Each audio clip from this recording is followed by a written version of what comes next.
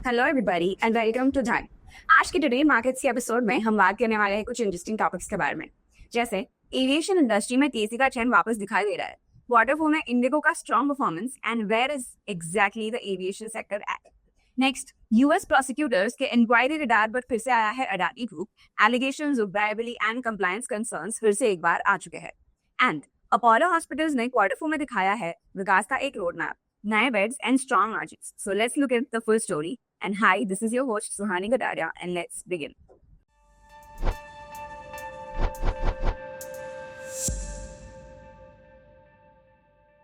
India का aviation sector आजकल एक जबरदस्त बदलाव के दौर से गुजर रहा है, जहां एक तरफ नए एयरपोर्ट्स बन रहे हैं, वहीं दूसरी तरफ एयरलाइंस नए रिकॉर्ड्स बना रही है। पैसेंजर ट्रैफिक हो या एक्सपेंशन प्लान्स, सब कुछ एक नए उड़ान की तरफ इशारा कर रहा है। इंडिया अब दुनिया का तीसरा सबसे बड़ा डोमेस्टिक एविएशन मार्केट बन चुका है। सिर्फ 2024 में ही 174 मिलियन लोगों ने फ्लाइट से सफर किया है और ये ग्लोबल ट्रैफिक का 4.2% था। नवंबर 2024 जो रिकॉर्ड तोड़ महीना था, 1.4 करोड़ पैसेंजर्स ने डोमेस्टिक फ्लाइट्स ली। इस ग्रोथ के पीछे मेजर वजह है बढ़ता हुआ connectivity network, middle class income and travel का क्रेज। अब दिख रही है एयरलाइंस की उड़ान, क्योंकि वो है एक्सपेंशन मोड पर। So let's talk about Indigo. Indigo ने अप्रैल 2025 तक डोमेस्टिक मार्केट का 64.1% मार्केट शेयर कैप्चर कर लिया है। पहले सिर्फ बजट में माना जाने वाला ये एयरलाइन अब बिजनेस क्लास भी ला रहा है और अपने इंटरनेशनल नेटवर्क को 10 नए डेस्टिनेशंस तक बढ़ा भी रही है।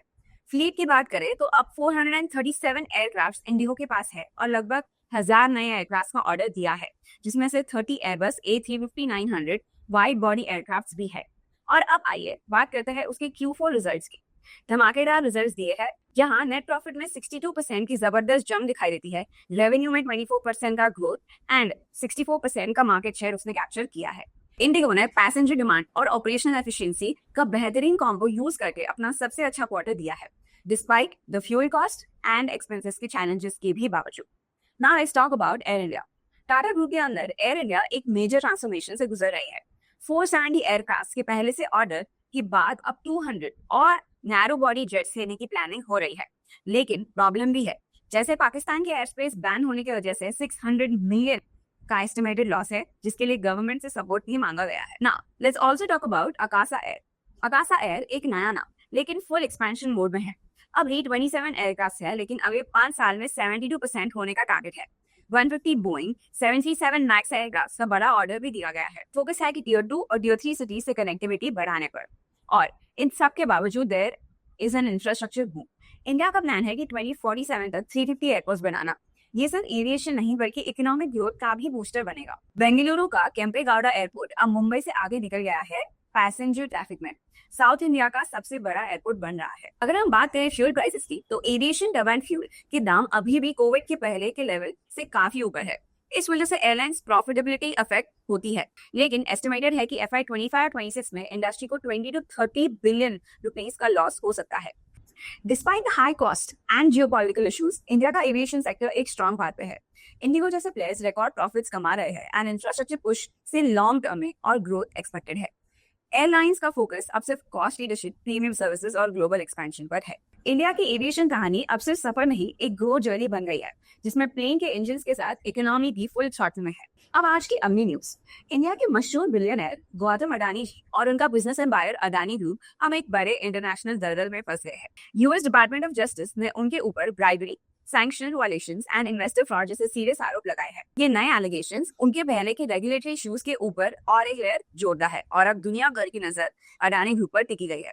नवंबर 2024 में यूएस डिपार्टमेंट ऑफ जस्टिस ने एक 5 काउंट इंडाइटमेंट रिलीज किया, जिसमें अडानी जी, उनके भतीजे सागर अडानी और कई टॉप एग्जीक्यूटिव्स के खिलाफ केस दर्ज किया गया।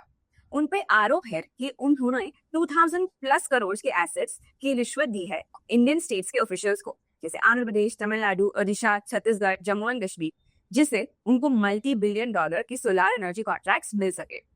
बट अब के की पॉइंट्स है रिश्वत का जाल। सरकारी अधिकारियों को पैसा देकर प्रोजेक्ट जीतने की कोशिश की है, इन्वेस्टर्स को गुमराह करने की। यूएस इन्वेस्टर्स ने $3 बिलियन उठाने के बावजूद ब्राइबरी की जानकारी छुपाई गई है और कंपनी के एग्जीक्यूटिव्स ने अलिजिडली ईमेल्स डिलीट किए हैं और झूठी इन्फॉर्मेशन दी है अथॉरिटीज को। अडानी ग्रुप ने इन सब एलिगेशंस को बेसलेस बोला है और कहा है कि उनकी कंपनी पूरी तरह लीगल कंप्लायंस फॉलो करती है। और अब और एक इंक्वायरी आई है जहां यूएस ऑफिशियल्स जांच रहे हैं कि क्या अदानी ग्रुप ने ईरान से एलपीजी इंपोर्ट किया जो यूएस सैंक्शंस के खिलाफ है। इस नई इंक्वायरी के इन्वेस्टिगेशन पॉइंट्स ये है। पहला तो एआई स्पूफिंग। कुछ tankers allegedly fake GPS signals भेज रहे थे ताकि उनकी ईरानियन ओरिजिन छुपी रहे। अदानी का स्टेटमेंट ये था, अदानी एंटरप्राइज ने कहा कि ये शिपमेंट थर्ड पार्टी लॉजिस्टिक्स ने हैंडल किया और सब ड्यूटी और वेरिफिकेशन रूल्स फॉलो किए गए हैं। और बाजार और बिजनेस पर गिरा तूफान। इन लीगल इश्यूज का अदानी ग्रुप के स्टॉक और ग्लोबल प्रेजेंस पर जबरदस्त इम्पैक्ट हुआ है। We can see share crash, that is Adani green energy का स्टॉक 16% तक गिर चुका है। ग्रुप ने अपना $600 मिलियन बॉन्ड इशू कैंसिल कर दिया। और we can also see an international fallout. Kenya ने 20,000 करोड़ रुपीस की प्रोजेक्ट्स कैंसिल कर दिया है अदानी ग्रुप के साथ। अब what is the legal action and extradition in this inquiry? US authorities ने अरेस्ट वारंट्स इशू किए हैं ऑन गौतम अदानी जी एंड कुछ उनके एग्जीक्यूटिव्स के लिए भी, लेकिन एक्सट्रैडिशन का प्रोसेस लीगल और डिप्लोमेटिक कॉम्प्लिसिटी से भरा हुआ है। अदानी जी अब भी इंडियन पब्लिक इवेंट्स में दिखाई दे रहे हैं और उनकी तरफ से कॉर्पोरेशन का भी स्टैंड मीटिंग किया जा रहा है। तो आगे क्या होगा? तो ये केस सिर्फ एक कंपनी नहीं बल्कि पूरे इंडियन कॉर्पोरेट गवर्नेंस का लिटमस टेस्ट बन सकती है। ग्लोबल इन्वेस्टर्स, गवर्नमेंट्स और रेगुलेटर्स क्लोजली देख रहे हैं कि क्या अदानी ग्रुप लीगल कंप्लायंस और ट्रांसपेरेंसी में इंप्रूवमेंट दिखाता है या फिर ग्लोबल इन्वेस्टमेंट ट्रस्ट को परमानेंटली डैमेज करता है। अदानी ग्रुप का फ्यूचर अब कोर्टरूम्स, बोर्डरूम्स और डिप्लोमेसी से मिक्स पर डिपेंड करता है। और आज की आहे न्यूज, अपोलो हॉस्पिटल्स ने Q4 ऑफ FY25 में अपना परफॉर्मेंस काफी स्ट्रॉन्ग दिखाया है। उनके स्ट्रेटेजिक एक्सपेंशन प्लान्स और रीस्ट्रक्चरिंग एफर्ट्स से लग रहा है कि आगे भी कंपनी स्टडी ग्रोथ पाथ पर रहेगी। लेकिन कुछ एक्सटर्नल इश्यूज भी है जो थोड़ा प्रेशर बना रही है, जैसे बांग्लादेश से पेशेंट्स आने में रुकावट। चलिए पूरा पिक्चर समझते हैं। Q4 और FY25 का हेल्थ रिपोर्ट देखते हैं तो एवरेज रेवेन्यू पर occupied bed was 63 crore 569 per day, which is a 6.8% का ईयरली ग्रोथ। वेस्ट इंडिया से सबसे ज्यादा ग्रोथ दिखाई दिया है।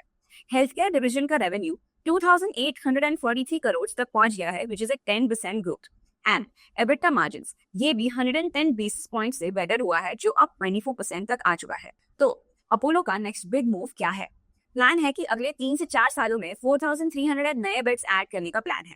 अभी तक 2,000 बेड्स का काम शुरू हो चुका है। इन्वेस्टमेंट में 7,400 करोड़ का केपेक्स प्लान रेडी है अगले 3 साल के लिए। और फोकस एरिया रहने वाला है, ज्यादातर एक्सपेंशन मेट्रो सिटीज में होगा क्योंकि यहाँ रेवेन्यू पर बेड भी हाई होता है और डिमांड भी सॉलिड होता है।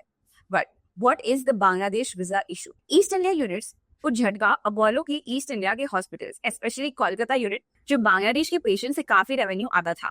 लेकिन अब इशू ये है कि बांग्लादेश में पॉलिटिकल अनरेस्ट के बाद इंडिया भी कुछ वीजा रेस्ट्रिक्शंस लाए हैं, जिसका सीधा इम्पैक्ट हॉस्पिटल इन्फ्लो पर पड़ा। और उसका नुकसान ये है कि रेवेन्यू ग्रोथ में 150 बेसिस पॉइंट्स का इम्पैक्ट आ सकता है, and same with the EBITDA margin जहां पे 50 बेसिस पॉइंट्स से गिर चुका है। और फार्मेसी डिवीजन का फ्यूचर बोर्ड है कि FY27 तक 25,000 करोड़ तक पहुंचने का टारगेट है, यानी 25% का कैगर। और प्रॉफिट प्लान अभी मार्जिन 3.2% है, लेकिन रीस्ट्रक्चरिंग और Apollo 24/7 which is the online consultation programme के लॉसेस कम होने के बाद मार्जिन 7 to 8% तक जाने का एस्टिमेट है। और अब इस सब के बावजूद द फाइनल डायग्नोसिस इज कि अपोलो हॉस्पिटल्स का रोड मैप काफी सॉलिड लग रहा है। नए बेड्स, मेट्रो फोकस और फार्मेसी बिजनेस की रीस्ट्रक्चरिंग से लॉन्ग टर्म में ग्रोथ रहने की कोशिश है। बट हाँ, बांग्लादेश जैसे एक्सटर्नल जियोपॉलिटिकल इश्यूज कुछ टेम्परेरी चैलेंज जरूर क्रिएट करते हैं, लेकिन ओवरऑल डायग्नोसिस ये है, अपोलो हॉस्पिटल्स की तबीयत बिल्कुल ठीक है और आगे भी हेल्दी ग्रोथ के लिए चांसेस बहुत स्ट्रॉन्ग है। अब चल रहा है न्यूज फ्लैश सेक्शन की टूवर्ड्स, जो आपको हमारे स्कैनिक्स के न्यूज टैब के अंदर न्यूज फ्लैश करके और एक टैब है जहां आपको क्विक न्यूज का एक्सेस मिल सकता है। जैसे हम देख सकते हैं कि silver prices surge over ₹3,500 in 2 days. So the silver prices on the MCX have increased by 3,500 over the last 2 trading sessions, crossing the ₹1 lakh per kilogram mark. उसके बाद हम देख सकते हैं that Algeria backs OPEC decision to increase oil supply. Algeria has announced its full support for OPEC's decision to increase oil supply. This move indicates a unified position among the OPEC member countries. The decision is aimed at stabilizing the global oil market. उसके बाद we can also see that the Russian oil exports from Topaz port set to rise in June. That is, the Russian oil exports from the Black Sea of the Topaz are expected to increase to 0.846 million tons in June. This is a rise from the 0.81 million tons scheduled for May. So ऐसे ही अगर आपको भी quick news का access चाहिए तो आप हमारे news flash section को चेकआउट कर सकते हो। Now let's go on the insights tab and let's see the heat map for today. So everything as we can see is red because due to 2-3 factors जैसे हम देख सकते हैं कि रशिया यूक्रेन वॉर अभी थोड़ा सा और एस्केलेट हो रहा है। हम देख सकते हैं कि ट्रम्प की जो भी टैरिफ के अराउंड अनसर्टेनिटी है वो अभी भी बरकरार है। वी कैन ऑल्सो सी जो भी FIIs है, मतलब जो भी फॉरेन डायरेक्ट इन्वेस्टमेंट्स है, वो बहुत ज़्यादा सेलिंग कर रहे हैं। पिछले लास्ट 2 दिनों में उन्होंने ऑलमोस्ट 10,000 करोड़ का सेलिंग किया है। So all of this have accumulated and हम देख सकते हैं कि आज हमें निफ्टी में फॉल भी दिखाई दे रहा है 175 points, but that is for later. अभी फोकस करते हैं ऑन द हीट मैप, जहाँ पे आज का वी कैन सी की आज का टॉप लूजर है Adani ports and SEZ, as हमने अभी न्यूज में भी कवर किया, ड्यू टू उन पर फिर से एलिगेशंस आए हैं by the US department of justice. So the Adani ports and SEZ is down bye 2.43%, Adani Enterprise is down by 1.9%. Power Grid Corporation of India is also down by 1.64%. हम देख सकते हैं SBI Life Insurance is down by 1.5%. Coal India is down by 1.7%. And like almost everybody is a loser for today. But the only three or four जो हमें दिख रहे हैं जो टॉप गेनर्स हैं वो है Mahindra and Mahindra, which is up by 0.68%. Grasim Industries up by 1.12%. Bajaj Auto is up by 0.58% and Shriram Finance is up by 0.89%. So this is the stock heat map for today and these are the top gainers and losers. उसके बाद if you look at the FIDI activity, हम देख सकते हैं कि as of 2nd June, FII ने फिर से net cash में selling की है of 2500 करोड़ and DI ने buying की है of 5313 करोड़. So अगर हम लास्ट 2 सेशन देखते हैं, that is 30th May and 2nd June, हम देख सकते हैं कि FII ने almost 9 to 10,000 करोड़ का सेलिंग किया है and DI ने almost 14,000 करोड़ का बाइंग किया है. Now, if you look at the MDF Insights, हम देख सकते हैं MDF Insights as of May 30, 2025, जो इंडस्ट्री का MDF बुक है, it is around 79,087 करोड़, जहाँ पे 7,269 करोड़ के पोजीशन ऐड हुए हैं, 6,830 करोड़ के पोजीशन लिक्विडेट हुए हैं. तो net addition in the books और in the industry MDF is around 439 crore, जिसमें जो सबसे ज्यादा एक्सपोज्ड शेयर्स हैं वो है Tata Motors, Jio Financial Services, Hindustan Aeronautics and Reliance Industries, and also State Bank of India. Now, if you look at the top deliveries for today, हम देख सकते हैं कि top 5 deliveries for today are Bharti Airtel, Axis Bank, ICICI Bank, Asian Paints and Eicher Motors, which range around 80% to 75%. तो अब चलते हैं हमारे धन चार्ट पे और देखते हैं निफ्टी 50 फॉर टुडे, जहाँ पे हम देख सकते हैं कि आज बहुत बड़ा रेड कैंडल बना है and Nifty has closed 175 points in the red. तो उसके कुछ मेजर रीजंस है, जैसे US के टैरिफ के अराउंड अभी भी अनसर्टेनिटी है, रशिया यूक्रेन वॉर अभी थोड़ा सा एस्केलेट हो सकता है, और FIIs ने लास्ट 2 ट्रेडिंग सेशंस में बहुत सारा सेलिंग किया है अराउंड ऑलमोस्ट 9 to 10,000 करोड़ का. So these are some major reasons. There is also lack of positive triggers in the Indian market, जिसकी वजह से हमें एक सेलिंग दिख रहा है. And so Nifty 50 for today, it opened around 24,786. It made a high of 24,845. It made a low of 24,500, but eventually closed around 24,542. तो उसका जो 20 EMA है, which stands around 24,630, उसके नीचे क्लोज हुआ है at 24,542. And लेकिन उसका जो 50 EMA है, which stands at 24,188, उसके ऊपर ही अभी तक बंद हुआ है.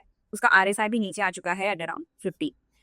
So this was the Nifty 50 analysis. अगर हम सेंसेक्स को देखते हैं तो सेंसेक्स भी आज 636 पॉइंट्स इन द रेड बंद हुआ है. So Sensex opened around 81,492, made a high of 81,774, एक low बनाया of 80,575 and closed around 80,737. तो उसने भी उसका जो 20 EMA था उसको बीच किया है और उसके नीचे ही वो क्लोज हुआ है. अगर हम एनालिसिस में देखते हैं कि आज के टॉप गेनर्स और लूजर्स कौन है, we can see only one top gainer for today, which is Nifty realty, जो 1.2% से ऊपर है. बाकी सारे सेक्टर्स आज लूजर्स है. इसमें से सबसे बड़ा लूजर है निफ्टी प्राइवेट बैंक्स का, व्हिच इज डाउन बाय 1.17%. उसके बाद हम देख सकते हैं बैंक एक्सिस डाउन, फिर निफ्टी नीचे है, सारे ही नीचे है वैसे तो. So that's it for today and I see you in the next video. तो अगर आपको ये वीडियो अच्छा लगे तो लाइक करो, शेयर करो, सब्सक्राइब करो एंड कमेंट करो, और हमें बताओ कि आप और क्या जानना चाहते हो इस सीरीज के जरिए. Until then, stay curious and stay updated. Investments in the securities market are subject to market risk. Read all the related documents carefully before investing.